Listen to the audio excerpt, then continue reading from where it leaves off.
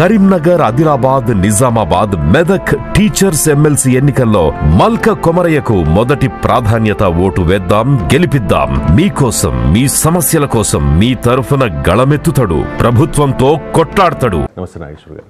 Delhi CM ప్రమాణ స్వీకారోత్సవ కార్యక్రమంలో చాలామంది ఎన్డీఏ పాలిత రాష్ట్రాల ముఖ్యమంత్రులు, ఉప ముఖ్యమంత్రులు, కీలకమైన నాయకులు పాల్గొన్నారు సార్. కానీ ప్రధాని మోదీ ఆంధ్రప్రదేశ్ డిప్యూటీ సీఎం పవన్ కళ్యాణ్ దగ్గరికి వచ్చి కాస్త ఎక్కువ సేపు మాట్లాడారు. దాంతోపాటు చమత్కరించారట సార్, హిమాలయాలకు వెళుతూ ఉన్నారా అని చెప్పేసి. సో అక్కడ చాలా అటైర్ అది చూస్తే ఒక బాబాలాగే పవన్ కళ్యాణ్ అక్కడికి వెళ్ళారు. ఎందుకంటే రీసెంట్గా దక్షిణ భారతదేశంలోని ఆలయాల సందర్శన అది పూర్తి చేసుకున్నారు. ఆ తర్వాత కుంభమేళాకి వెళ్ళి అక్కడ పవిత్ర స్నానం ఆచరించారు. ఆ తర్వాత ఢిల్లీ వెళ్ళారు. సో పవన్ కళ్యాణ్ని చాలా స్పెషల్గా మోదీ గారు ట్రీట్ చేశారు, ఆ ప్రయారిటీ ఇచ్చారు. అండ్ హిమాలయాలకు వెళ్తూ ఉన్నారా అని చెప్పి చమత్కరించారు. ఇప్పుడు స్పెషల్గా ఉంటే స్పెషల్గా పలకరిస్తారు కదా ఎవరైనా. మీకు రొటీన్గా ఉంటే ఎవరు పెద్దగా గమనించరు. కానీ స్పెషల్గా ఉన్నప్పుడు ఆటోమేటిక్గా వారిపైన దృష్టి పడుతుంది. అందువల్ల ప్రతి దాంట్లో పొలిటికల్ అంశము లోడెడ్గా ఉండాలని రూల్ లేదు. మీకు మోడీ చమత్కరించితే ఈ చమత్కారం వెనుకాల ఉన్న రాజకీయం ఏంటి అని చర్చించుకుంటూ పోతే మీడియా ఎక్కడికి వెళ్ళాం. ఎందుకంటే ఇద్దరు వ్యక్తులు ప్రతి దాంట్లో పాలిటిక్స్ ఉండాలని లేదు కదా.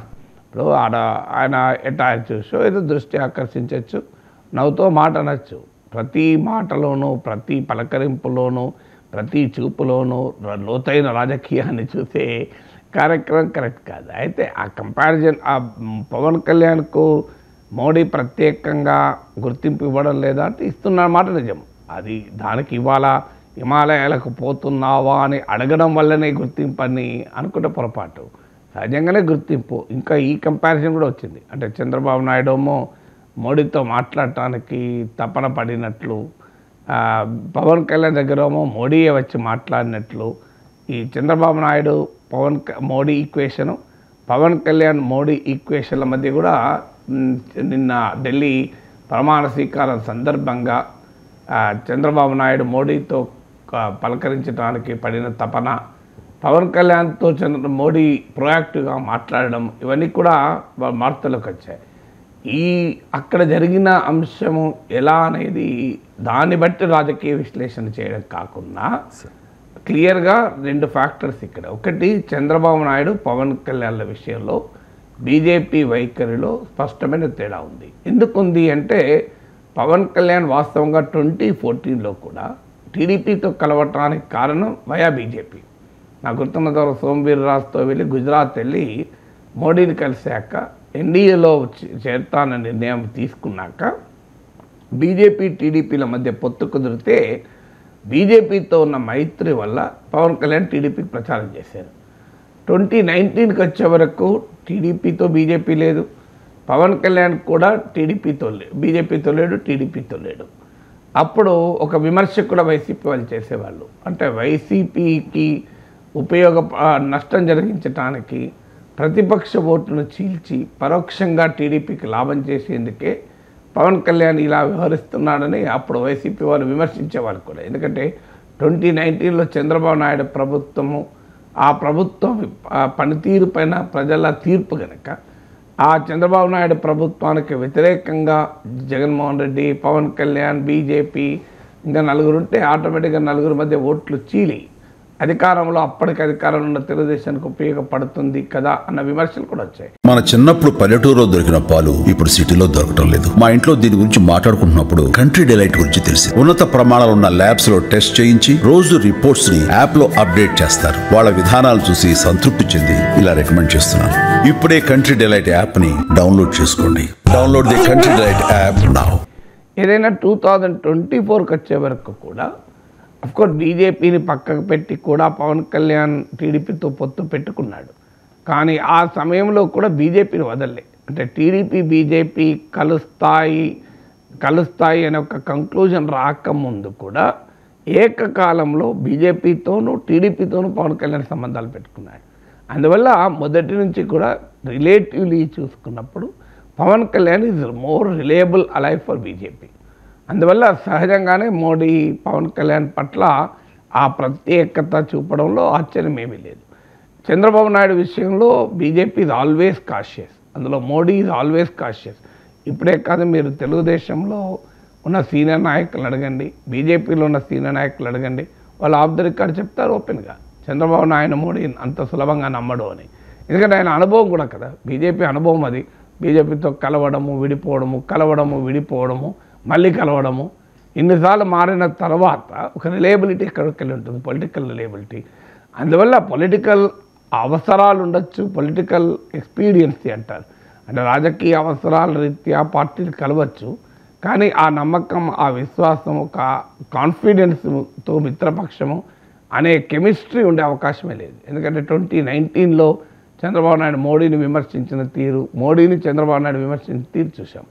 మరీ ముఖ్యంగా ఎప్పుడు కూడా పొలిటికల్ విమర్శలు చేస్తే మర్చిపోతారు, పర్సనల్ విమర్శలు చేస్తే జీవితంలో మర్చిపోరు. ఎందుకంటే అది హ్యూమన్ నేచర్. నరేంద్ర మోడీ కూడా మానవుడే కదా. సో నరేంద్ర మోడీకి కూడా రాగద్వేషాలు ఉంటాయి కదా. మీరు పొలిటికల్గా ఎంతన్నా క్రిటిసైజ్ చేయండి, పర్సనల్గా క్రిటిసైజ్ చేయండి, రెండింటి మధ్య తేడా ఉంటుంది. ఇప్పుడు నేను మాట్లాడిన విశ్లేషణ తప్పని ఎవరు ఎంతన్నా మాట్లాడిన నేనేం ఫీల్ కాను, గుర్తుంచుకోను, అది వాళ్ళ అభిప్రాయం, ఇది నా అభిప్రాయం అంటారు. కానీ నన్ను పర్సనల్గా ఎవరైనా అటాక్ చేశారనుకోండి, లైఫ్ అంతా మర్చిపోం. సో లైఫ్లో ఎట్టుబట్ల మర్చిపోం. అందువల్ల ఈ పర్సనల్ నైసిటీస్ అనేది కీలకం. అదే సమయంలో మనుషుల్ని గౌరవించినప్పుడు విమర్శించడానికి మొహమాట పడతాం. సో ఎక్కడో ఒక చోట హ్యూమన్ ఎంబరాస్మెంట్ వస్తుంది. అరే నీకు ఇంత గౌరవం ఇచ్చాడే, నీ గురించి ఇంత మంచిగా చెప్పాడే, నువ్వు ఎలా ఆయన విమర్శిస్తావని. సో అందువల్ల ఈ పర్సనల్ నైసిటీస్ అనేది ఒక ప్లే చేస్తాయి రోల్. చంద్రబాబు నాయుడు చేసిన పొరపాటు ఏంటంటే, పెట్టుకుంటే బీజేపీతో పెట్టుకుని ఇక ఆ పార్టీని మించిన పార్టీ లేదంటాడు, మళ్ళీ వదిలేస్తే ఇక ఆ పార్టీని తిట్టినప్పుడు తిడతాడు. గతంలో బీజేపీతో పొత్తు పెట్టుకొని తర్వాత 2004 తర్వాత ఏమన్నాడు, మాది లౌకిక పార్టీ, మతోన్మాద పార్టీతో ఎట్లా పెట్టుకుంటా అన్నాడు. మళ్ళీ 2014లో పెట్టుకున్నాడు, మోడీని పొగిడాడు. 2018కి వచ్చే వరకు మోడీని వ్యక్తిగతంగా కూడా విమర్శించాడు.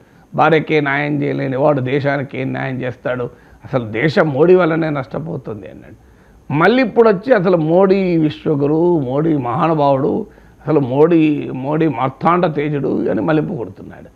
సో ఇది గమనించిన నరేంద్ర మోడీకి ఏం గౌరవం ఉంటుంది? ఎప్పుడు కూడా మనిషిని, మన విమర్శకులను కూడా గౌరవిస్తారు, మన హుందాతనం ఉంటే. మనలో ఇన్కన్సిస్టెన్సీ ఉంటే మిత్రుని కూడా గౌరవించారు. సో గౌరవానికి ఒక మొదటి ప్రాతిపదిక ఏంటంటే వాట్ ఆర్ యూ అని, what is your strength, what is your consistency, what is your credibility అనేది గౌరవానికి ముఖ్యమవుతుంది. చంద్రబాబు నాయుడుకున్న రాజకీయ చరిత్ర, ఆయన జాతీయ రాజకీయాల్లో ఆయన గతంలో పోషించిన పాత్ర, ఇవన్నీ చూస్తే డెఫినెట్గా చంద్రబాబు నాయుడు సీనియారిటీ ఉన్నమాట నిజం. కానీ పాలిటిక్స్లో పర్సనల్ నైసిటీస్ కూడా ఒక పాత్ర పోషిస్తాయి. నాకు గుర్తు, వాజ్పేయి ప్రధానమంత్రిగా ఉన్నప్పుడు నాకు తెలుగుదేశం నాయకులే చెప్పారు, వాజ్పేయి ప్రధానమంత్రిగా ఉన్నప్పుడు ఈ 2002 గుజరాత్ ర్యాడ్ జరిగాయి. ఆ 2002 గుజరాత్ ర్యాడ్ జరిగినప్పుడు టీడీపీ మేము మద్దతు ఉపసంహరించుకుంటాం అని ఆ రోజుల్లో పెద్ద హడావుడి చేసింది. అంటే టీడీపీ మద్దతు ఉపసంహరించుకుంటే వాజ్పేయి ప్రభుత్వమే పడిపోయేది. ఆ సమయంలో చంద్రబాబు నాయుడు ఆంధ్రప్రదేశ్ ముఖ్యమంత్రి ఏపీ భవన్లో ఉండగా వాజ్పేయి నరేంద్ర మోడీకి సూచించాడు. సో మన కీలకమైన అలై, క్రిటికల్ అలై తెలుగుదేశం, చంద్రబాబు నాయుడు నారాజ్ హై, అంటే మీ పట్ల కొంత కోపంతో ఉన్నాడు, అసహనంతో ఉన్నాడు, మీరు వెళ్ళి ఒకసారి కలవండి అని. నరేంద్ర మోడీ ఏపీ భవన్కి వచ్చాడు. అప్పటికి పై ఫ్లోర్లో చంద్రబాబు నాయుడు ఉన్నాడు, కింద ఫ్లోర్లో ఎంపీలంతా ఉన్నారు, తెలుగుదేశం ఎంపీలు కూడా. ఇక ఢిల్లీకి ముఖ్యమంత్రి వస్తే సహజంగా పార్టీ ఎంపీలు వెళ్తారు కదా. నరేంద్ర మోడీ చాలాసేపు వెయిట్ చేశాడు. కనీసం చంద్రబాబు నాయుడు కిందికి దిగొచ్చినాక కూడా పెద్దగా పట్టించుకోలేదు. ఒక తోటి ముఖ్యమంత్రి, ఆయన రాజకీయంగా నరేంద్ర మోడీ గుజరాత్ అల్లర్లను కంట్రోల్ చేయడంలో ఫెయిల్యూర్, వీటిపైన ఏదైనా అభిప్రాయం ఉండనియండి, కానీ ఇది ఆల్సో తోటి ముఖ్యమంత్రి, ఆ రెస్పెక్ట్ ఇవ్వలేదు. అది నరేంద్ర మోడీ జీవితంలో మర్చిపోడు అని మీరు సీనియర్ బీజేపీ నాయకులు ఎవరిని అడగండి, సీనియర్ టీడీపీ ఎంపీలు అడగని చెప్తారు. ఇది నేను చెప్పేది ఏం కాదు, జర్నలిస్టులుగా మనకున్న సోర్సెస్ ద్వారా సమాచారం వస్తాయి కదా. సో అట్లా ఈ వ్యక్తిగత అనుభవాలు ఏమవుతాయంటే, ఒక వ్యక్తిని గౌరవం ఇచ్చినప్పుడు ఆ వ్యక్తి పట్ల నీ అభిప్రాయం ఎంతో కొంత ప్రభావం చూపుతుంది. కానీ నువ్వు వెళ్ళినప్పుడు కనీసం పట్టించుకోకపోతే ఎక్కడో ఉంటుంది కదా. సో ఇలాంటి ఇన్సిడెంట్స్ అన్నీ ఉన్నాయి. చంద్రబాబు నాయుడు, నరేంద్ర మోడీ రిలేషన్స్ మధ్య నాకు గుర్తు ఒక సీనియర్ టీడీపీ నాయకుడు చెప్పాడు. ఆయన కూతురు పెళ్ళికి కార్డు ఇచ్చి మోడీజీ రావాలి మీరు అని అడిగితే, ఆయన మోడీ గుజరాత్ ముఖ్యమంత్రిగా ఉన్నప్పుడే, ప్రధానమంత్రి కూడా కాదు, నేను రావడానికి ఏం అభ్యంతరం లేదు, I have great regard for you, మై ఆయింగే మగర్ మై ఆయతో ఆప్కా లీడర్ చంద్రబాబు నాయుడు నీ పట్ల వేరే రకంగా అనుమానంతో చూస్తాడు అన్నాడట. సో ఇలా చంద్రబాబు నాయుడు నరేంద్ర మోడీ రిలేషన్షిప్లో ఈ క్వశ్చన్స్ ఉన్నాయి. ఎందుకంటే హిస్టరీ ఉంది కదా, చరిత్ర కదా.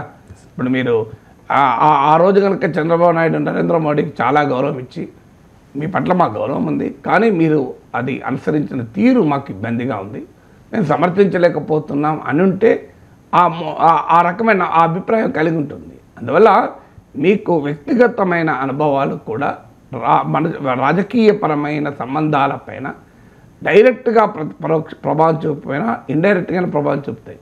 రాజకీయంగా అవసరాల కొరకు బీజేపీ టీడీపీ కలవచ్చు.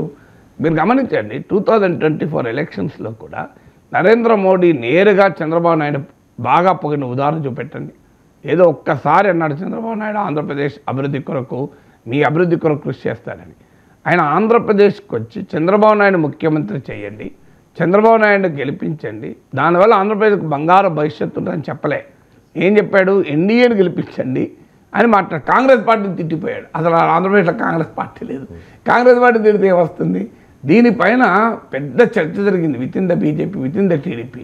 మోడీ ప్రచార శైలి పైన పెద్ద చర్చ జరిగింది. మీరు అడగని బీజేపీ టీడీపీ లీడర్లు చెప్తారు, ఏంటిది మోడీ వస్తున్నాడు, చంద్రబాబు నాయుడు పోవడం లేదు, ప్రశంసించడం లేదు, జగన్ అటాక్ చేయడం లేదు, కాంగ్రెస్ పార్టీని తిడుతున్నాడు, కాంగ్రెస్ పార్టీ ఆంధ్రప్రదేశ్లో లేదు, ఆయన ఏదో ఉత్తరప్రదేశ్లోనూ మహారాష్ట్రలోనూ ప్రచారం చేసినట్టు ఇక్కడ ప్రచారం చేస్తున్నాడు. ఇవన్నీ వచ్చాక బీజేపీ నుంచి ఒత్తిడి పెరిగింది, మనకి ఇబ్బంది అవుతుంది క్షేత్రస్థాయిలో. అప్పుడు కాస్త జగన్ పైన అటాక్ పెంచి చంద్రబాబు నాయుడు కాస్త అప్రిషియేట్ చేయడం మొదలుపెట్టాడు. అక్కడికి కూడా మీరు చూడండి, రాజమండ్రి మీకు అనకాపల్లి కూడా మాట్లాడినట్టున్నాడు, సీఎం రమేష్ కాన్స్టిట్యూన్సీలో మాట్లాడినట్టున్నారు. మీరు ఆ వీడియోలు ఇప్పటికీ యూట్యూబ్లో ఉన్నాయి, మీరు కాస్త కంటెంట్ అనాలిసిస్ చేయండి. హోల్ హార్టెడ్గా చంద్రబాబు నాయుడును పొగుడుతూ ఎక్కడ మాట్లాడలేదు. అదే చంద్రబాబు నాయుడు మోడీని మామూలు పొగుడు కాదు, ఆకాశానికి ఎత్తిపోయాడు. ఈ కాంట్రాస్ట్ ఏమైతే క్రెడిబిలిటీ దెబ్బతీస్తుంది. ఒక మనిషిలో కన్సిస్టెన్సీ ఉండాలి. ఒకరోజేమో నేను చాలా గొప్పగా పొగుడుతా, ఓ రోజు ఘోరంగా తిరుగుతా అంటే దట్ డ్యామేజెస్ ద క్రెడిబిలిటీ. అదే జరిగింది చంద్రబాబు నాయుడు విషయంలో, మోడీ చంద్రబాబు నాయుడు సంబంధాల విషయంలో. అందువల్ల ఏ రకంగా చూసినా నరేంద్ర మోడీకి చంద్రబాబు నాయుడు కన్నా పవన్ కళ్యాణ్ ప్రియారిటీ. ఇది నేను చెప్పింది పర్సనల్ ఈక్వేషన్. ఇక పొలిటికల్ ఈక్వేషన్, టీడీపీ వైసీపీ బలంగా ఉన్నంత కాలం మాకు స్పేస్ ఉండదు అని బీజేపీ అభిప్రాయం. ఇందులో ఏదో ఒక పార్టీ వీక్ అని అయితే ఆ స్పేస్ మేము ఆక్రమిస్తామని. ఇదేం రహస్యమైన మాట కాదు, నాకు ఇచ్చిన ఇంటర్వ్యూలోనే జీవీ నరసింహరావు చెప్పారు, నాతో జరిగిన ఇంటర్వ్యూలోనే చెప్పారు, నా యూట్యూబ్ ఛానల్లో ఉంది, మీరు చూడొచ్చు కూడా. జీవీ నరసింహరావు క్లియర్గా చెప్పాడు, ఈ రెండు పార్టీలు ఏదో ఒక పార్టీ వీక్ అయితే తప్ప, అప్పటికి ఇంకా తెలుగుదేశంతో పొత్తు పెట్టుకోలే, ఎవరో ఒకరు వీక్ అయితే కదా మాకు స్పేస్ అని. అందువల్ల టీడీపీనో వైసీపీనో శాశ్వతంగా బలోపేతం చేసే పని బీజేపీ చేయదు. ఎందుకు చేయదు అంటే, ఆ రెండు పార్టీల మధ్యనే పోటీ ఉంటే థర్డ్ ప్లేయర్కి ఎక్కడ ఛాన్స్ ఉంటుంది? అందుకే కదా బీజేపీకి స్పేసే లేదు కదా. అందువల్ల అనివార్యంగా రెండు పార్టీలలో ఒక పార్టీ వీక్ కావడం కోరుకుంటారు. మీరు గమనించండి, తెలంగాణలో బీఆర్ఎస్ బలంగా ఉన్నంత కాలం, కాంగ్రెస్ బలంగా ఉన్నప్పుడు బీజేపీ స్కోప్ రాలే. 2014 ఎలక్షన్స్లో 5 సీట్లు వచ్చాయి, 2018 ఎలక్షన్లో 1 సీట్ వచ్చింది, 2019లో దేశ రాజకీయాల ప్రభావం వల్ల 4 ఎంపీ సీట్లు వచ్చాయి. కానీ 2019 తర్వాత ఏం జరిగింది? కాంగ్రెస్ పార్టీ ఏమో వీక్ అయింది. ఎందుకు? కేసీఆర్ దెబ్బ మీద దెబ్బ కొట్టి ఎమ్మెల్యేలందరినీ లాక్కొని కేసీఆర్ పట్ల అసంతృప్తి మొదలైంది. అటు కేసీఆర్ పట్ల అసంతృప్తి మొదలైంది, కాంగ్రెస్ పార్టీ పట్ల అనుకూలత రాలే. మీరు అందుకే హుజూర్ నగర్ బై ఎలక్షన్ చూడండి, ఓడిపోయారు, నాగార్జున సాగర్ బై ఎలక్షన్ ఓడిపోయారు, దుబ్బాకలో 3rd ప్లేస్కి వచ్చారు, హుజూరాబాద్లోనైతే 3000 ఓట్లు వచ్చాయి. అప్పుడు బీజేపీ పెరిగింది. అంటే కేసీఆర్ పట్ల అసంతృప్తి, కాంగ్రెస్ పట్ల సంతృప్తి రాలే. ఆ టైంలో బీజేపీ పెరిగింది. బీజేపీ చేసుకున్న స్వయంకృత అపరాధం వల్ల ఆ పార్టీ దెబ్బతిని కాంగ్రెస్ ముందుకు వచ్చింది. ఎందుకంటే ఆ పార్టీకి ఆర్గనైజేషన్ బలంగా లేదు, లీడర్షిప్ ఒక దార్శనికత చూపలేకపోయింది. బండి సంజయ్ అనుకోకుండా ఎందుకు ఏ కారణం రీత్యా తీసేశారో తెలియకుండా తీశారు. బండి సంజయ్ ప్రజా సంగ్రామ యాత్రలు ఆపేశారు. ఈ గందరగోళం వల్ల కేసీఆర్ పట్ల అసంతృప్తి పెరుగుతున్నా కూడా దాన్ని క్యాపిటలైజ్ బీజేపీ చేసుకోలేకపోవడం, ఈలోగా రేవంత్ రెడ్డి కాంగ్రెస్ పార్టీ రాష్ట్ర అధ్యక్షుడు కావడం, రేవంత్ రెడ్డి కంబాటివ్ మోడ్లో కేసీఆర్ని అటాక్ చేయడం, సో దీని పరిణామాల వల్ల కాంగ్రెస్ గెలిచింది. అంటే ఆంధ్రప్రదేశ్లో కూడా అటు వైసీపీ టీడీపీ ఎవరో ఒకరు వీక్ కావాలి, ఎవరో ఒకరు వీక్ కాంది బీజేపీ పెరగదు. అందువల్ల వీళ్ళిద్దరినీ స్ట్రెంథన్ చేసే పని బీజేపీ చేయదు, ఇద్దరిని ఉపయోగించుకొని పనిచేస్తుంది. ఈ రెండు పార్టీలను తమకు అవసరాలకు అనుగుణంగా ఉపయోగించుకుంటుంది. కానీ వీళ్ళిద్దరిని వీక్ అయితేనే మాకు స్పేస్ ఉంటుంది. ఇప్పుడు తమిళనాడులో ఏం చేస్తున్నారు, అటు డిఎంకే ఇటు ఏడిఎంకే, వీళ్ళిద్దరు వీక్ అయితే మాకు స్పేస్ ఉంటుంది అని డిఎంకే ఏడిఎంకేలో లేని అనేక పార్టీలను పోగేసి ఈ మధ్య ఇటీవల ఎన్నికల్లో 11% దాకా పోలింగ్ తెచ్చుకున్నారు. ఒకటి ఇప్పుడు ఆంధ్రప్రదేశ్లో వారి స్టేటస్ అదే. అందువల్ల టీడీపీ కన్నా కూడా జనసేనకు ఎక్కువ ప్రియారిటీ ఇస్తారు. అది సహజం, వారికి అవసరం కనుక.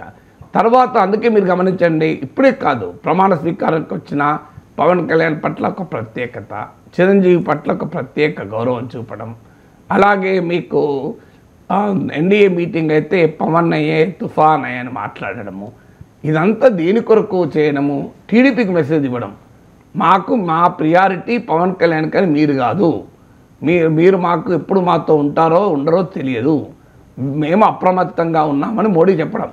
మోడీ సంకేతాలవి. మోడీ ఏదో ఇది అంటే నిన్న ఢిల్లీ ముఖ్యమంత్రి ప్రమాణ స్వీకారంలో చమత్కారం నుంచి నేను చెప్పడం లేదు, అదొకటే ప్రాతిపదిక కాదు. కానీ క్లియర్గా మోడీ సంకేతం ఏంటంటే పదే ఇస్తున్న సంకేతం, మా స్కీమ్ ఆఫ్ థింగ్స్లో మాకు పవన్ కళ్యాణ్ ముఖ్యం, మీరు కాదు అని టీడీపీ పదే చెప్తోంది. టీడీపీ ఏమో పొజిషనల్ స్ట్రెంగ్త్తో డీల్ చేయడం లేదు.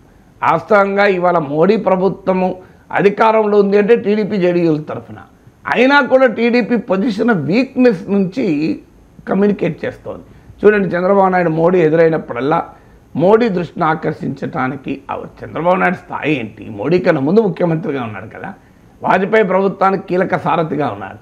అన్ఫార్చునేట్లీ మరి ఏ కారణాలు ఏమైనా ఆ స్ట్రెంగ్త్ చూపడం లేదు, పొజిషన్ స్ట్రెంగ్త్ చూపకపోవడం వల్ల మోడీ గౌరవం ఇంకా తగ్గుతుంది. ఎందుకంటే నువ్వు ఎప్పుడు కూడా ట్రంప్తోనైనా మోడీతోనైనా స్ట్రాంగ్ లీడర్స్తో వ్యవహరించే తీరేంటి అంటే you should negotiate from A position of strength, not from position of weakness. Chandrababu Naidu position of weakness నుంచి మోడీని డీల్ చేస్తున్నాడు, పొజిషన్ ఆఫ్ స్ట్రెంగ్త్ నుంచి డీల్ చేయడం లేదు. అందువల్ల సహజంగానే పవన్ కళ్యాణ్ పట్ల ఆ రకమైనటువంటి ప్రత్యేకత మోడీ చూపుతున్నాడు. మూడవది, పవన్ కళ్యాణ్ ఐడియాలజికల్గా కూడా సాఫ్రన్ టర్న్ తీసుకోవడం. చంద్రబాబు నాయుడు ఏమో తెలుగుదేశం రాజకీయ అవసరాలకు అడపాదడపా జగన్ మత విశ్వాసాలను ఆధారంగా చేసుకోవడం వల్లనో లేదా మతపరమైన వివాదాల వల్లనో లాభపడుతుంది అని ఒక పొలిటికల్ స్ట్రాటజీలో భాగంగా చేస్తున్నారు. పవన్ కళ్యాణ్ ఏమో పొలిటికల్ స్ట్రాటజీ కావచ్చు, పవన్ కళ్యాణ్ ఒక లాంగ్ టర్మ్ పొలిటికల్ స్ట్రాటజీలో భాగంగా సాఫ్రన్ టర్న్ తీసుకున్నాడు. తెలుగుదేశంలోమో రిటైల్ స్ట్రాటజీ. ఆ సందర్భంలో తిరుపతి రెడ్డి వ్యవహారం వచ్చింది, ఉపయోగపడుతుంది అనుకుందాం, దాన్ని ఉపయోగించుకోవడం. సో ఇలా ఆ షార్ట్ టర్మ్ పొలిటికల్ స్ట్రాటజీలో భాగంగా ఉన్నారు. సో బీజేపీ ఏంటంటే లాంగ్ టర్మ్లో మనకు పవన్ కళ్యాణ్ హిందుత్వ టర్న్ తీసుకోవడం, సాఫ్రన్ టర్న్ తీసుకోవడం తమకు ఉపయోగపడుతుంది. ఎందుకంటే రజనీకాంత్తో కూడా అదే రకంగా బీజేపీ ప్రయత్నం చేసింది. రజనీకాంత్ కూడా స్పిరిచువల్ పాలిటిక్స్ అని హిమాలయాలకు వెళ్ళి వచ్చి రావడము, కానీ రజనీకాంత్ ధైర్యం చేయలేకపోయాడు, ఎన్నికల్లో లేడు. అందువల్ల సౌత్లో మీకు హిందుత్వ ఐకాన్స్ లేరు. మీకు ఆ నార్త్లో అయితే యోగి ఆదిత్యనాథ్ లాంటి వాళ్ళు ఇంకా చాలామంది దొరుకుతారు అక్కడ, కానీ ఇక్కడ దొరకరు. అందువల్ల డెఫినెట్గా హిందుత్వ పొలిటికల్ మెసేజింగ్ కూడా పవన్ కళ్యాణ్ ఉపయోగపడుతున్నాడు. అందువల్ల పవన్ కళ్యాణ్ పట్ల ప్రత్యేకమైన గుర్తింపు, ఒక ప్రత్యేకమైన వ్యవహార సరళి, దట్ ఈస్ అండర్స్టాండబుల్. అయితే అది ఢిల్లీలో జరిగిన ఇన్సిడెంట్ బట్టి కాదు నేను చెప్పేది, అందుకే మీకు ఇంత హిస్టారికల్ బ్యాక్డ్రాప్ కూడా చెప్పింది, ఇంత పొలిటికల్ బ్యాక్డ్రాప్ ఉంది దాని వెనకాల. సో అది పదే అడపా రిఫ్లెక్ట్ అవుతుంది. ప్రమాణ స్వీకారం సమయంలో చిరంజీవి పవన్ కళ్యాణ్ పక్కన పెట్టుకుని మాట్లాడడం, మళ్ళీ సంక్రాంతి వేడుకల్లో పాల్గొన్న పక్కన చిరంజీవి ఉండడం, అల్లూరి సీతారామరాజు జయంతైనా చిరంజీవి ఉండడం, పవన్ కాద్ తుఫాన్ అనడం, మళ్ళీ నిన్న పవన్ కళ్యాణ్తో చమత్కరించి మాట్లాడడం, ఇవెందుకు అంటే ఇట్స్ అన్ ఇండికేషన్, ఒక పొలిటికల్ సంకేతాన్ని పదే ఇస్తుండడం. అందువల్ల ఈ ఒక్కదాని నుంచే నేను తీసుకోవడం లేదు, దాని వెనకాలన్న పొలిటికల్ బ్యాక్డ్రాప్ చెప్పాను మీకు. పవన్ కళ్యాణ్గా ప్రయారిటీ ఇస్తూ ఉన్నారు. పవన్ కూడా నేను మీకు విశ్వాసపాత్రుడైన మిత్రుడిని, నాయకుడిని అని చెప్పి ఒక లాయల్టీ చూపించే ప్రయత్నం చేస్తూ ఉన్నారా సార్? ఎందుకంటే ఆ అటైర్ అవ్వచ్చు అంటే లాయల్టీ డెఫినెట్గా పవన్ కళ్యాణ్ జనసేన పెరగాలి. జనసేన పెరగాలి అంటే జనసేన మాత్రమే రాజకీయం చేయడం కన్నా బీజేపీ అండదండలు ఉంటే ఖచ్చితంగా బెనిఫిట్ అవుతుంది. కారణం ఏంటి? బీజేపీకి ఉన్న దేశంలో అధికారంలో ఉన్నారు, వారికి ఉన్న మోడీ పట్ల ఉన్న సహజ సానుకూలత, దేశంలో ఉన్న సానుకూలత, హిందుత్వ పాలిటిక్స్కి ఉన్నటువంటి వెయిటేజ్, ఈ 3 ఫ్యాక్టర్స్ కూడా పవన్ కళ్యాణ్ బీజేపీ పట్ల కాస్తేంది చాలా మోతాదులో బీజేపీ పట్ల టర్న్ తీసుకోవడానికి కారణం. ఎందుకంటే ఆంధ్రప్రదేశ్ రాజకీయాల్లో వైసీపీ ఉంది, టీడీపీ ఉంది. ఈ 2 పార్టీల మధ్య పోలరైజ్ అయి ఉంది. ఇప్పుడు జనసేనకున్న రాజకీయ అస్తిత్వం ఏంటి? వైసీపీ వ్యతిరేక పొలిటికల్ అస్తిత్వం. వైసీపీని ఓడించటానికి అందరితో కలిశాము. వైసీపీ వ్యతిరేక ఓటు చీలకూడదు. Anti Jagan political identity Pawan Kalyan జనసేనకు ఉంది. ఈ యాంటీ జగన్ పొలిటికల్ ఐడెంటిటీలో ఫ్రూట్స్ను తెలుగుదేశంతో పాటు పంచుకుంది. కానీ అల్టిమేట్గా యాంటీ జగన్ పొలిటికల్ ఐడెంటిటీ ఎవరికి ఎక్కువ ఉపయోగపడుతుంది? అనివార్యంగా టీడీపీకి ఉపయోగపడుతుంది. ఎందుకు? టీడీపీ అనేది మెయిన్ ఛాలెంజర్ కనుక, జగన్మోహన్ రెడ్డి ఓడించగలిగేది టీడీపీయే కనుక. ఇప్పుడు జనసేన విడిగా పోటీ చేస్తే ఓడించగలుగుతుందా? సో టీడీపీ అయినా విడిగా పోటీ చేస్తే ఎప్పుడైనా ఓడించగలుగుతుందేమో, కానీ జనసేన విడిగా పోటీ చేస్తే ఓడించలేదు. అందువల్ల యాంటీ జగన్ పొలిటికల్ స్పేస్లో పవన్ కళ్యాణ్ టీడీపీతో కలిసి ఉంటే ప్రయోజనం పొందుతాడు తప్ప టీడీపీతో కలిసి లేకపోతే ప్రయోజనం ఉండదు జనసేనకు. మీరు ఎప్పుడు కూడా ఈ మధ్య ఎన్నికల్లో కూడా టీడీపీ జనసేన విడివిడిగా జగన్తో తలపడి ఉంటే జనసేన ఈ స్థాయి విజయాలు సాధించేది కాదు. కొన్ని సీట్లు ఏమైనా వస్తే రావచ్చేమో 2019తో పోలిస్తే, కానీ ఈ స్థాయిలో 100% స్ట్రైక్ రేట్తో ఈ విజయాలు వచ్చేవి కావు. ఎందుకు? యాంటీ జగన్ పొలిటికల్ స్పేస్ అనేది మానోపలి జనసేన చేయలేదు. అది టీడీపీ డామినేటింగ్గా ఉంటుంది అక్కడ. అందుకే మీరు గమనించండి, షర్మిల జగన్ని ఇంత విమర్శిస్తుంది ప్రతిరోజు, కానీ ఎక్కడన్నా ఒక పొలిటికల్ స్పేస్ దొరుకుతుందా? ఆమెకు కానీ కాంగ్రెస్ కానీ అసలు అవకాశం వచ్చిన ప్రతిసారి జగన్ అటాక్ చేస్తుంది షర్మిల. నిజంగా చెప్పాలంటే టీడీపీ జనసేనతో పోటీ పడి అటాక్ చేస్తుంది. అయినా మరి కాంగ్రెస్ పార్టీకి ఎందుకు స్పేస్ రావడం లేదు? షర్మిలకు ఎందుకు పొలిటికల్ స్పేస్ రావడం లేదు? కారణం ఏంటంటే anti Jagan political space already occupied. షర్మిలకు అవకాశం ఎక్కడ ఉంటుంది? అక్కడ చంద్రబాబు నాయుడు అక్యుపైడ్. చంద్రబాబు నాయుడుతో పాటు పవన్ కళ్యాణ్ ఉన్నాడు. ఇప్పుడు కొత్తగా షర్మిలకు ఎక్కడ స్పేస్ ఉంటుంది? అందువల్ల పవన్ కళ్యాణ్కు యాంటీ జగన్ పొలిటికల్ స్పేస్లో టీడీపీతో షేర్ చేసుకునేదే తప్ప ఇండిపెండెంట్ స్పేస్కు స్కోప్ లేదు. ఇండిపెండెంట్ స్పేస్కు ప్రయత్నం చేస్తే అవకాశం రాదు. కలిసి ప్రయత్నం చేస్తేనే అవకాశం. టీడీపీతో షేర్ చేసుకోవాల్సిందే, పార్ట్నర్షిప్ డీడ్ అది. సో అందువల్ల అక్కడ పార్టీ పెరగటానికి యాంటీ జగన్ పొలిటికల్ ఐడెంటిటీ ఒకటే సరిపోదు. ఎందుకు సరిపోదు అంటే దాంట్లో ఆల్రెడీ టీడీపీ ఉండగా జనసేన ఇంకా కొత్తగా ఆ స్పేస్ ఆక్రమిస్తుందా? ఇక నెక్స్ట్ పొలిటికల్ స్పేస్ ఏంటి? ఆంధ్రప్రదేశ్లో పెరగాలి అంటే, ఆంధ్రప్రదేశ్లో జనసేన పెరగాలంటే సోషల్ స్పేస్. ఆ సోషల్ స్పేస్ ఆల్రెడీ పవన్ కళ్యాణ్కు ఉంది. పవన్ కళ్యాణ్కు పెద్ద ఎత్తున కాపుస్ ర్యాలీ అయిన మాట నిజం. కాపుస్ ఇప్పుడు కాదు ఎప్పుడైనా ర్యాలీ అవుతారు, ఇంకా పెరుగుతున్నారు. మీరు వైసీపీ టీడీపీలో ఉన్న కాపు లీడర్షిప్ కూడా ఇవాళ జనసేన పట్ల ఆసక్తిగా చూస్తున్నారు. ఆ కింద బేస్ కూడా జనసేన వైపు వస్తుంది. అందువల్ల ఆ సోషల్ స్పేస్ పవన్ కళ్యాణ్ ఏ ప్రత్యేక ప్రయత్నం చేయకపోయినా ఆంధ్రప్రదేశ్ రాజకీయాల్లో టీడీపీ వైసీపీ వెనకాల ఉన్న సామాజిక వర్గాలను గమనించిన వారు ఖచ్చితంగా ఆ 2 సామాజిక వర్గాలకు సంబంధం లేని వాళ్ళు జనసేన వెనకాల ర్యాలీ అయ్యేదానికి అవకాశం ఉంటుంది. ప్రత్యేకంగా కాపుస్ ర్యాలీ అయ్యేదానికి అవకాశం ఉంటుంది. అందువల్ల ఆ సోషల్ స్పేస్కు పవన్ కళ్యాణ్ ప్రత్యేక ప్రయత్నం చేయాల్సిందేమీ లేదు. ఏమీ చెయ్యకపోయినా ర్యాలీ అవుతారు. ఇక థర్డ్ ఏంటి మరి? ఇంకా తనకు ఇప్పుడు ఆంధ్రప్రదేశ్లో ఎలా పెరగాలన్నప్పుడు పవన్ కళ్యాణ్ బహుశా ఆలోచించింది హిందుత్వ పొలిటికల్ స్పేస్లో కనుక మనం కనుక ఎంటర్ అయితే లాభం ఉంటుంది. ఎందుకంటే హిందుత్వ పొలిటికల్ స్పేస్ ఆంధ్రప్రదేశ్లో ఖాళీ ఉంది. బీజేపీ లేదు. బీజేపీకి ఆంధ్రప్రదేశ్లో లీడర్షిప్ లేదు, ఆర్గనైజేషన్ లేదు. సౌత్లో బీజేపీకి అంత సులభంగా స్పేస్ కూడా దొరకదు. మీకు ఆంధ్రప్రదేశ్లో కూడా అంత సులభంగా స్పేస్ దొరకదు. ఎందుకంటే ఆంధ్రప్రదేశ్కు లింగ్విస్టిక్ ఐడెంటిటీ బలమైంది. సో అందువల్ల ఆ పొలిటికల్ స్పేస్ ఒకవేళ బీజేపీ ఎంత కొంత రేపు పెరిగినా జనసేనకే అడ్డంకి కాదు. ఎందుకంటే జనసేనతో పోలిస్తే BJP weak party. Comparatively Janasena is a stronger party. Comparatively Janasena leadership జనాకర్షణ. బీజేపీ లీడర్షిప్కి ఏముంది? మీరు పవన్ కళ్యాణ్ వస్తే జనం వస్తారు తప్ప బీజేపీ నాయకులు ఎవరైనా వస్తే జనం వస్తారా? అందువల్ల హిందుత్వ పొలిటికల్ స్పేస్ ఆంధ్రప్రదేశ్ రాజకీయాల్లో ఖాళీగా ఉంది. తెలంగాణ రాజకీయాల్లో ఖాళీగా లేదు, ఎందుకంటే ఇక్కడ బీజేపీ బలంగా ఉంది. మీకు తమిళనాడు రాజకీయాల్లో ఖాళీ లేదు, ఎందుకంటే అన్నామలై నాయకత్వంలో బీజేపీ పెద్ద ప్రయత్నం చేస్తుంది.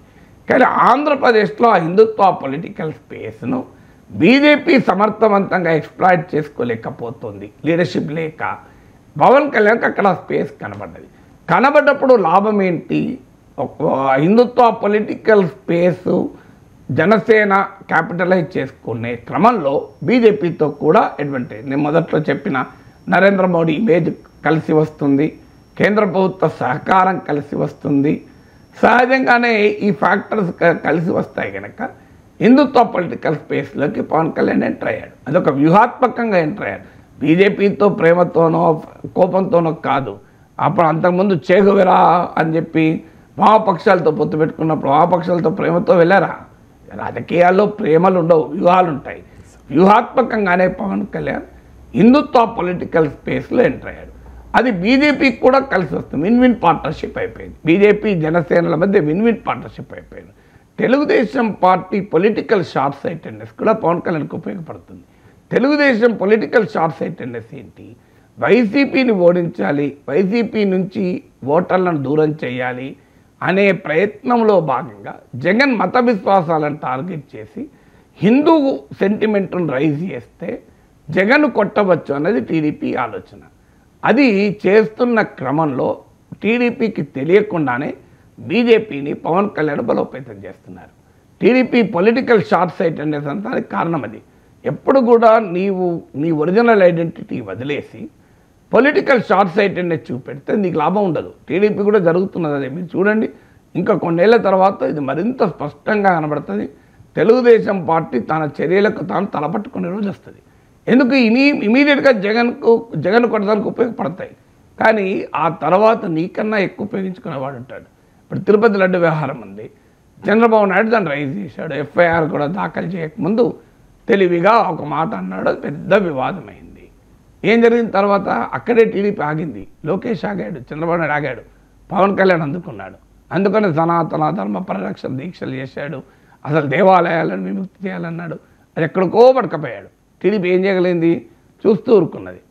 సో అందువల్ల టీడీపీ జగన్ను కార్నర్ చేయడానికి హిందుత్వ పాలిటిక్స్ ఉపయోగపడతానికి ప్రయత్నిస్తే డెఫినెట్గా అది హిందుత్వ పాలిటిక్స్ను బలోపేతం చేసి బీజేపీని జనసేనను బలోపేతం చేసి టీడీపీకే సవాలుగా మారుతాయి. It takes only time. ఆ టైం పడుతుంది అంతే, వెంటనే రాకపోవచ్చు, టైం పడుతుంది. ఇప్పుడు శివసేన మీకు మహారాష్ట్రలో మరాఠీ అస్మితతో మొదలైంది, అంటే మరాఠీ అస్తిత్వం అని. అది అయిపోయి పెద్ద హార్డ్కోర్ హిందుత్వ పార్టీగా ఎమర్జ్ అయింది. ఎప్పటిదాకా హార్డ్కోర్ హిందుత్వ పార్టీగా శివసేన డామినేట్ చేసింది, మరో ఆల్టర్నేటివ్ ఆ స్పేస్లో లేనంతకాలం డామినేట్ చేసింది. కానీ బీజేపీ ఎమర్జ్ అయింది. దేశం మొత్తం మీద హిందుత్వ ఛాంపియన్గా బీజేపీ ఎమర్జ్ అయింది. దేశం మొత్తం మీద హిందుత్వ ఛాంపియన్ వచ్చినప్పుడు మహారాష్ట్ర వరకు హిందుత్వ ఛాంపియన్గా శివసేన ఉంటే నిలబడలేకపోయింది. అందుకే మీరు గమనించండి, మహారాష్ట్రలో శివసేన చాలా వీక్ అయిపోయి ఇప్పుడు ఈ స్థితిలోకి వచ్చింది. కారణం హిందుత్వ పొలిటికల్ స్పేస్ బీజేపీ విశ్వరూపం చూపుతుంటే శివసేన వైపు ఎవడుంటారు. అందువల్ల ఎప్పుడు కూడా నీ పొలిటికల్ స్పేస్ ఏంటి అనేది గుర్తించాలి. అందువల్ల పవన్ కళ్యాణ్ వ్యూహాత్మకంగా హిందుత్వ టర్న్ తీసుకున్నాడు. తెలుగుదేశం పార్టీ రాజకీయ ఎత్తుగడలు బీజేపీని పవన్ కళ్యాణ్ బలోపేతం చేస్తున్నాయి, ఇంకా బలపరుస్తూనే ఉంటాయి. మీరు చూస్తూ ఉండండి, అది ఎక్కడి దాకా వెళ్తుంది. నెక్స్ట్ లెవెల్కి వచ్చే వరకు లీడర్షిప్ ట్రాన్సిషన్ వచ్చినప్పుడు వల్నరబిలిటీ టీడీపీకి పెరుగుతుంది. ఎందుకు? చంద్రబాబు నాయుడు ఫీల్డ్లో ఉన్నంతకాలం, క్రియాశీలకంగా ఉన్నంతకాలం చంద్రబాబు నాయుడు పవన్ కళ్యాణ్ల మధ్య పోటీలో చంద్రబాబు నాయుడు ఇమేజ్ పెద్దది.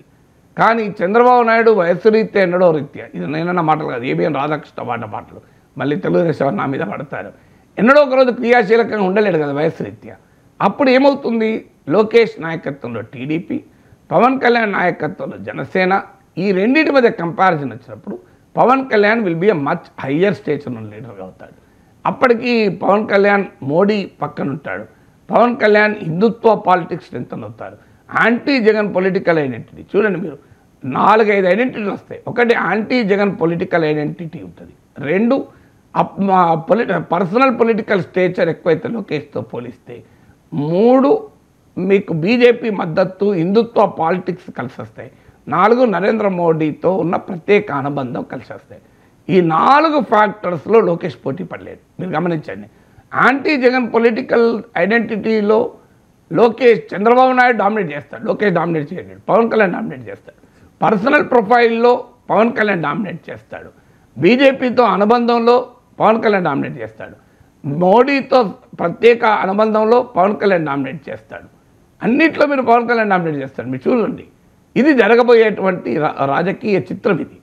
సో అందువల్ల పవన్ కళ్యాణ్ చాలా వ్యూహాత్మకంగానే అడుగులు వేస్తున్నాడు. Right sir. ఇక భారత ఎన్నికల్లో బైడెన్ జోక్యం చేసుకున్నారు అనేసి ట్రంప్ సంచలన కామెంట్స్ చేశారు సార్. దీని గురించి భారత ప్రభుత్వానికి తెలియచేయాలి అంటూ కూడా కామెంట్ చేశారు. బైడెన్ ఎవరినో గెలిపించడానికి ప్రయత్నం చేశారు, ఏ పార్టీనో గెలిపించడానికి భారత్లో అనేది Trump comment sir. Trump guess work, అది ఆ గెస్ అన్నాడు. సో ట్రంప్ కామెంట్ అయితే మనం దాని మీద కామెంట్ చేయొచ్చు, గెస్ వర్క్ అది. సో ఆయన గెస్ చేస్తున్నాడు, ఒక దేశాధ్యక్షుడు గెస్ చేస్తాడా?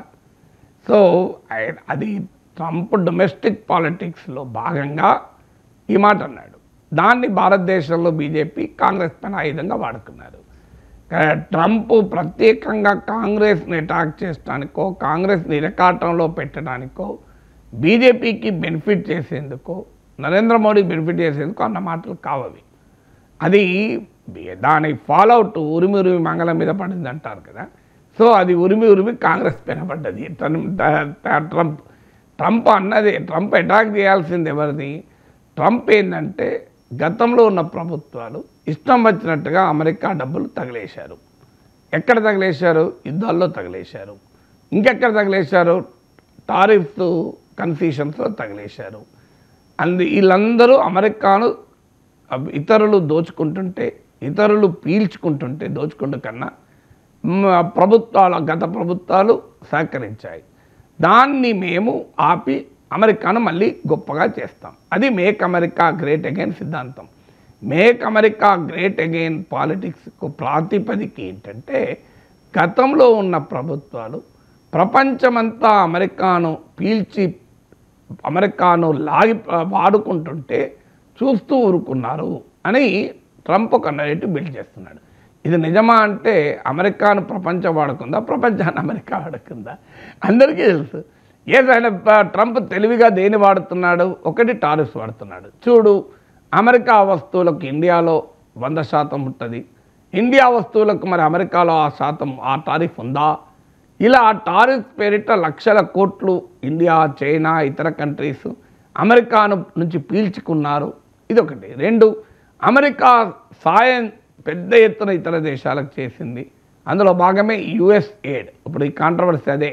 యుఎస్ ఎయిడ్ అనేది అమెరికా ప్రపంచంలో వివిధ కార్యక్రమాలకు చేసే సాయానికి సంబంధించిన గ్రాంట్. అది $40 బిలియన్, అంటే $4,000 కోట్ల.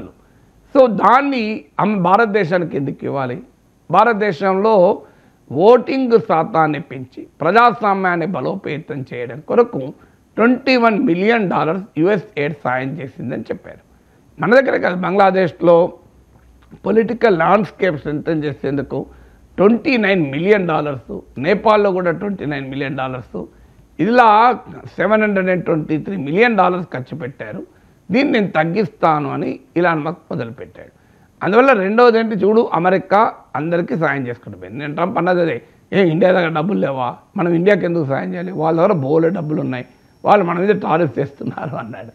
ఇక మూడవది, యుద్ధాల పేరిట ప్రపంచంలో అందరికీ భద్రత ఇవ్వడం పేరిట అమెరికా నష్టపోయింది. చూడండి, నాటో, యూరప్కు మనం ఎందుకు సెక్యూరిటీ కల్పించాలి, మనం ఎందుకు ఉక్రెయిన్లో ఖర్చు పెట్టాలి, మనం ఎందుకు గాజాలో ఖర్చు పెట్టాలి, ఇది మూడోది. అంటే ఇలా Trump make America great again సిద్ధాంతాన్ని జనంలోకి తీసుకెళ్లేందుకు బిల్లు చేస్తున్న నరేటివ్ ఏంటి అంటే, గత పాలకులు అమెరికాను ఇతరులు దోచుకోవటానికి, ఇతరులు పీల్చుకోవటానికి, ఇతరులు లాక్కోవటానికి సహకరించారు, నేను దాన్ని ఆపి అమెరికాకు నష్టం కాకుండా అమెరికా సంపదను అమెరికాకే ఉండేలా నేను చేస్తాను అనే ఒక పొలిటికల్ నరేటివ్ బిల్డ్ చేస్తున్నాడు. అది నిజమైన నరేటివ్నా? వాస్తవంగా ప్రపంచంలో డామినేషన్తో అమెరికా లాభపడ్డది తప్ప అమెరికాను ఉపయోగించుకోవడం ఏముంది? కానీ అదొక పొలిటికల్ నరేటివ్. మరి ఎన్నికల్లో గెలవడానికి ఆయన ఒక రాజకీయ అస్తిత్వాన్ని సమాజంలో పెంచారు. అమెరికా ప్రజలు దానికి అనుకూలంగా ఓటు వేశారు. ఇది ట్రంపే కాదు, ఇప్పుడు ఆస్ట్రేలియాలో ట్రంప్ లాగా ఇంకోడు పార్టీ పెట్టాడు, ఆస్ట్రేలియాను ఇతరులు దోచుకున్నారు, ఇతరులు వాడుకున్నారు అని. బ్రిటన్లో యూకే ఫ్రీడమ్ పార్టీ అని పుట్టింది, జర్మనీలో ఫార్ రైట్ పార్టీ పుట్టింది. ఇలా ప్రపంచవ్యాప్తంగా ఈ ఫార్ రైట్ పొలిటికల్ పార్టీ చేసే పనదే.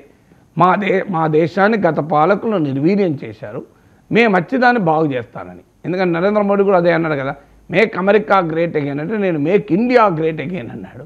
సో అందువల్ల ఈ ఫార్ రైట్ పొలిటికల్ నరేటివ్ని బిల్డ్ చేసే క్రమంలో ట్రంప్ అన్న మాటలు ఇవి.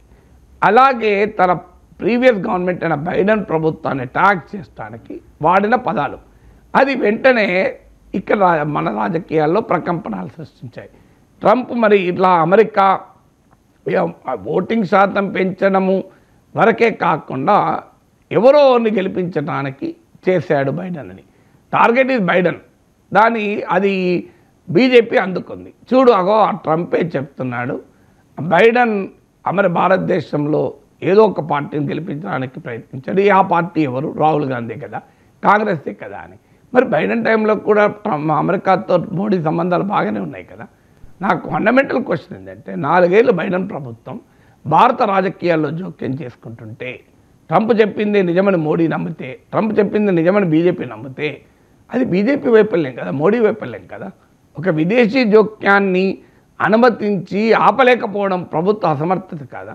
కానీ ఇది ప్రజల్లో సెంటిమెంట్ ఉపయోగపడుతుంది. ఈవెన్ ఎలక్షన్ టైంలో కూడా ఫారిన్ అన్నాడు, ఇందిరాగాంధీ టైం నుంచి చూస్తున్నాం. ఇది దేశంలో రాజకీయ ప్రయోజనాల కొరకు విదేశీ హస్తాన్ని వాడుతూ ఉంటారు.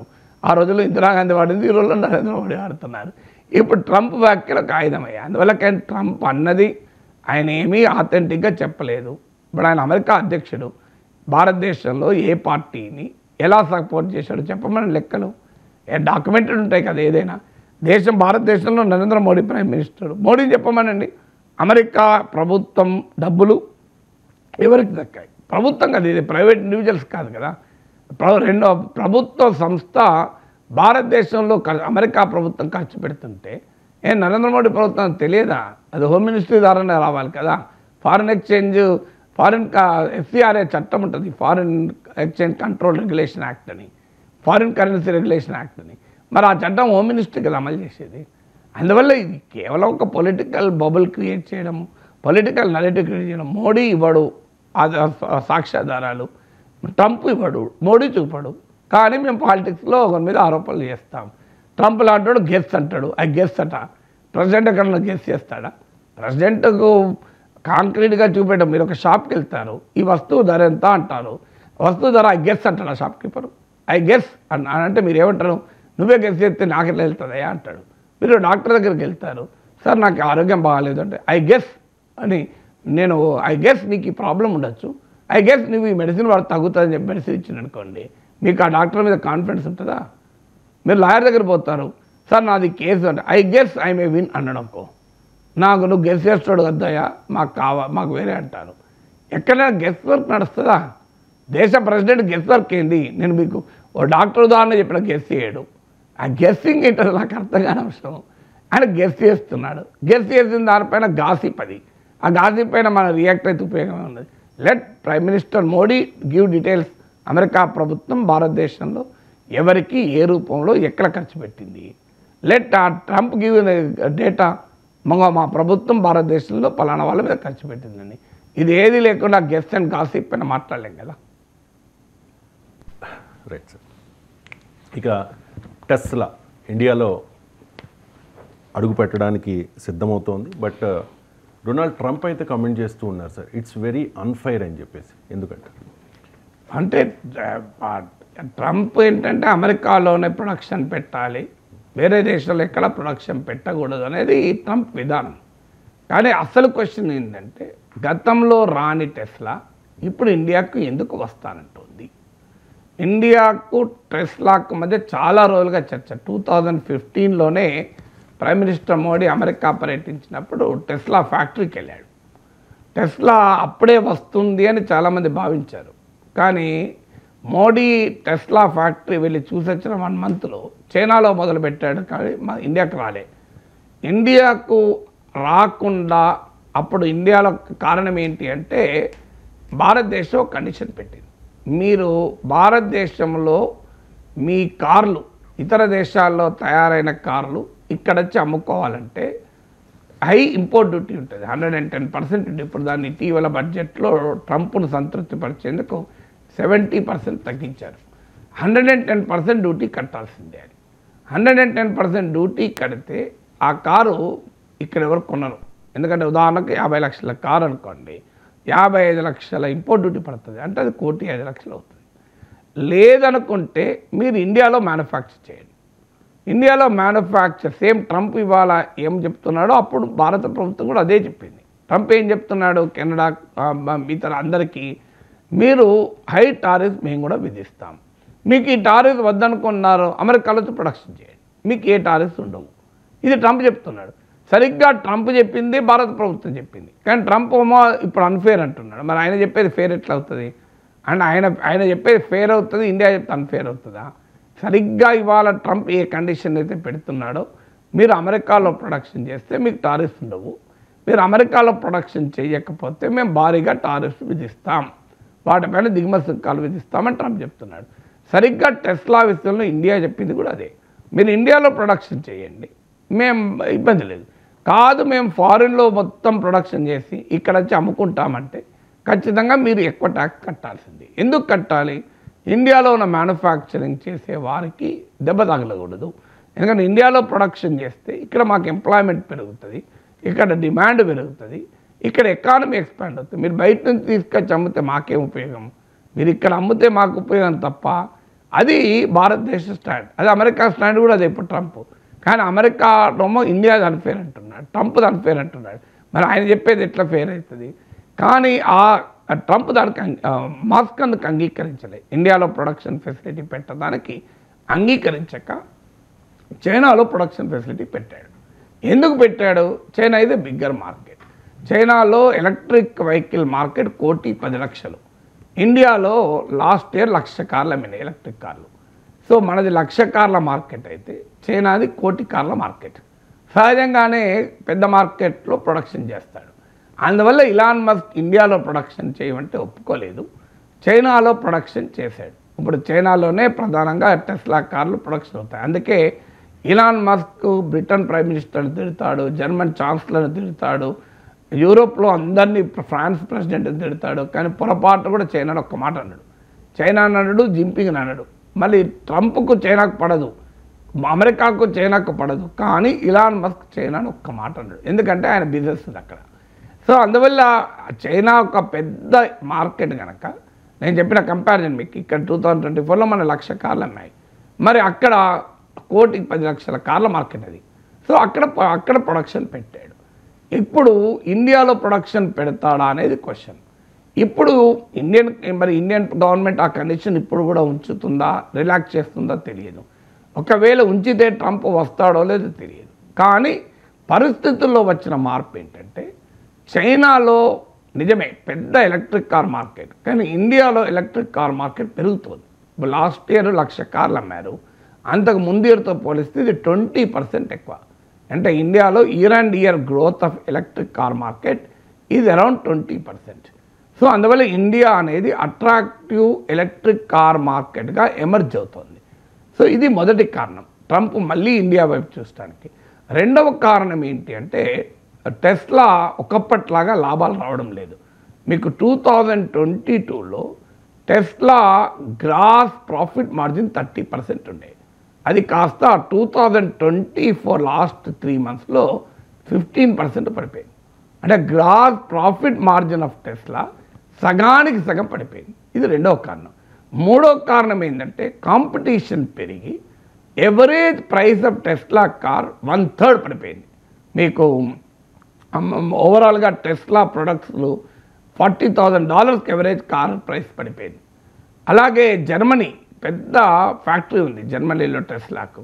అక్కడ ఎవరేజ్ కార్స్ ఎలక్ట్రిక్ కార్ల ప్రైసెస్ 40% పడిపోయింది.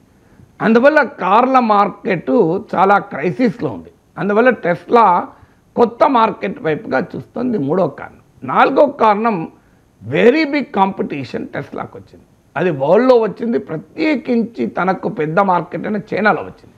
చైనాలో లాస్ట్ ఇయర్ టెస్లా 6,57,000 కార్లు కొన్నారు. 6,57,000 కార్స్ అమ్మాడు టెస్లా.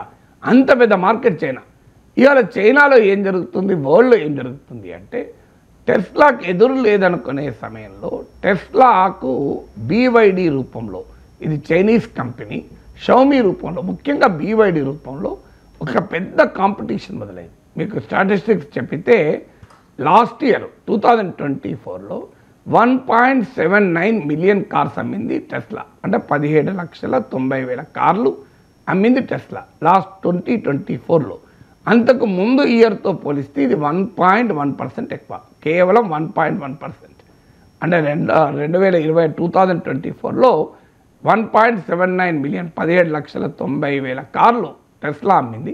అంతకుముందు ఏడాదితో పోలిస్తే ఇది 1.1% ఎక్కువ. దీనికి భిన్నంగా BYD Chinese electric car manufacturer 1.76 million కార్లు అమ్మింది. 17,60,000 కార్లు అమ్మింది. ఇది 12.1% ఎక్కువ. అంటే మీకు టెస్లా ప్రొడక్ట్ సేల్స్ ఏమో 1.1% పెరిగేది, అంటే దాదాపు స్టాగ్నేట్ అయ్యాయి. BYD సేల్స్ ఏమో 12% పెరిగినాయి. ఈ BYD అమ్మకాల్లో అత్యధికం చైనాలో జరిగాయి. అందువల్ల టెస్లా 2024లో చైనాలో 6,57,000 కార్లు అమ్మింది నిజమే.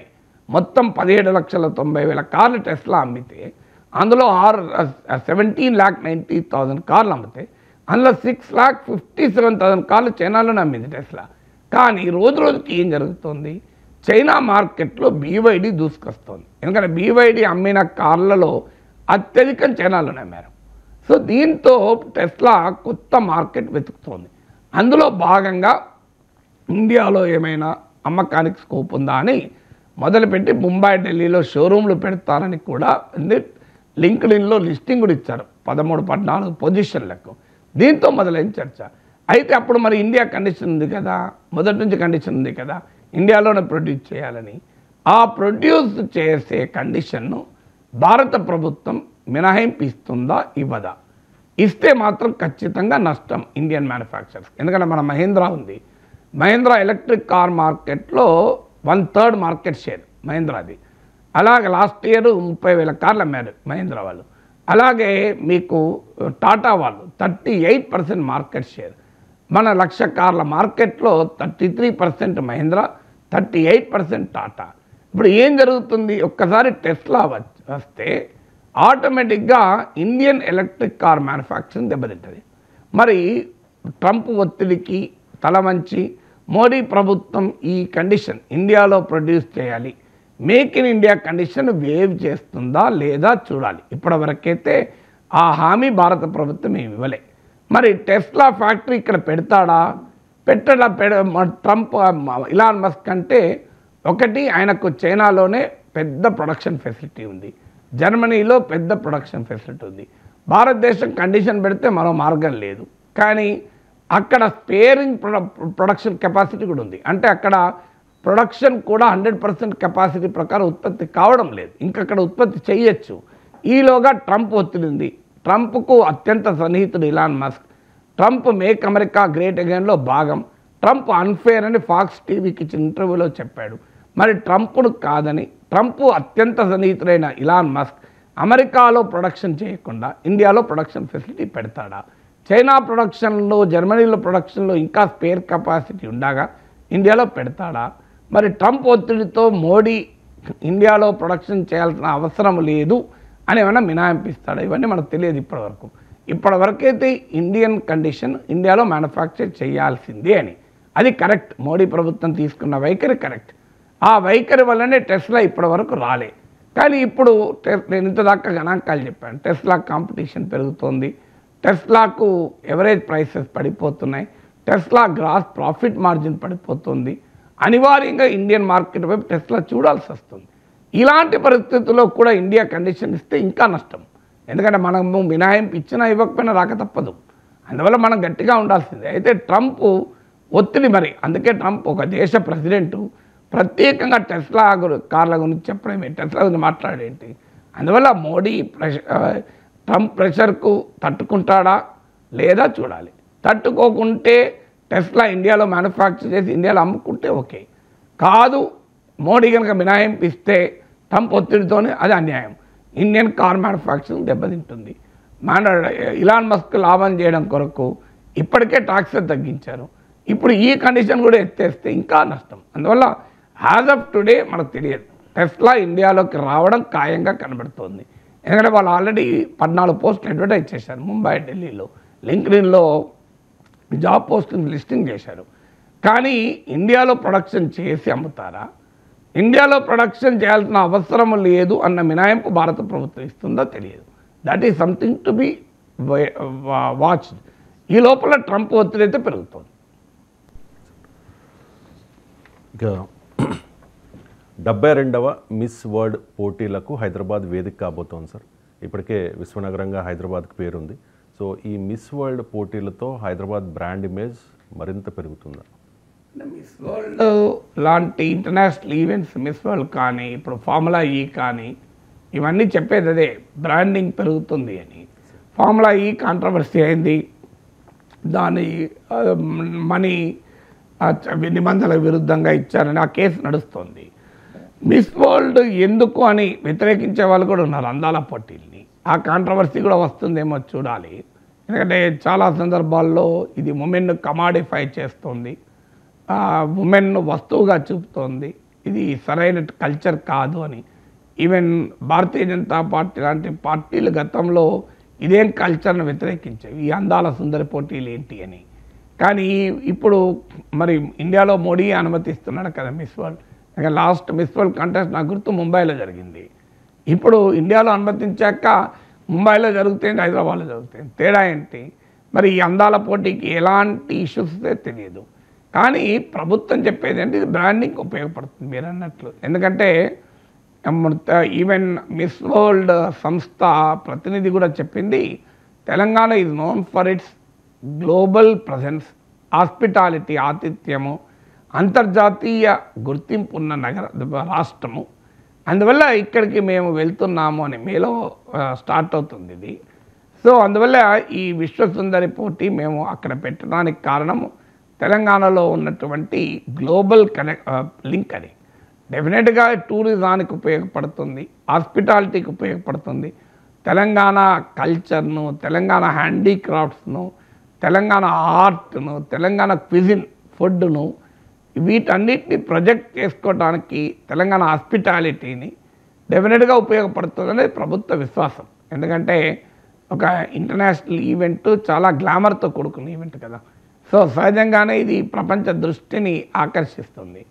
ఇది ఒకప్పుడు వెస్ట్రన్ కంట్రీస్లోనే ఇవి జరిగేవి.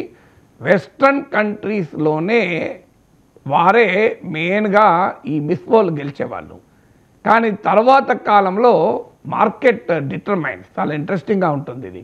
ఒకప్పుడు మీకు డిక్షనరీలు అమెరికాలో, బ్రిటన్లో ఇంగ్లీష్ డిక్షనరీల మార్కెటే ఉండే ఎక్కువ. అక్కడ సాచురేట్ అయింది. డిక్షనరీలు అమెరికాలో కానీ బ్రిటన్లో కానీ ఇక అమ్ముకునే అవకాశం లేదు. అప్పుడు ఏం చేశారు, ఇండియన్ మార్కెట్, ఇతర కంట్రీస్ మార్కెట్ అట్రాక్ట్ చేస్తానికి మన పదాలు తీసుకొచ్చి ఇంగ్లీష్ డిక్షనరీలో కలపడం మొదలుపెట్టారు. మన సమోసా ఇప్పుడు ఇంగ్లీష్ పదం, మన బందోబస్తు ఇంగ్లీష్ పదం, మన అన్ని ఇంగ్లీష్ పదాలు అయ్యాయి ఇప్పుడు. ఎందుకు? To attract the market in these countries. విశ్వసుందరి కూడా అదే. మీరు 20 ఏళ్ల క్రితం తీయండి, 30 ఏళ్ల క్రితం తీయండి, ఒక ఆఫ్రికన్ ఉమెన్ మిస్ యూనివర్స్ అయ్యారా? ఒక ఏషియన్ ఉమెన్ ఎంతమంది మిస్ యూనివర్స్ అయ్యారు? అంటే 20 ఏళ్ల క్రితం భారతీయులు ఆఫ్రికన్లు, ఆసియన్లు అందంగా లేరు. ఇప్పుడే ఆ భారతీయులు అందంగా అయ్యారా? కాదది. కారణం ఏంటంటే cosmetics market unless you have a culture you cannot cell a commodity అనేది సూత్రం.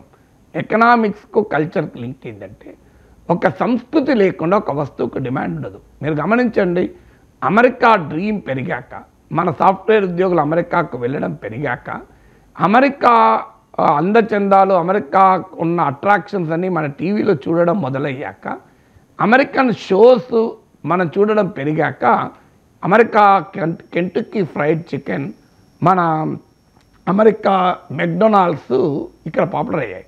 అంతకుముందు పాపులర్ కాదు. అంటే అమెరికా మెక్డొనాల్డ్ నూడిల్సేనా మన కుండ మీద చేసిన సేమియాలు ఉన్నాయి రుచిగా, అంతకన్నా మన రేట్లు ఎక్కువ రుచి ఉంటాయి.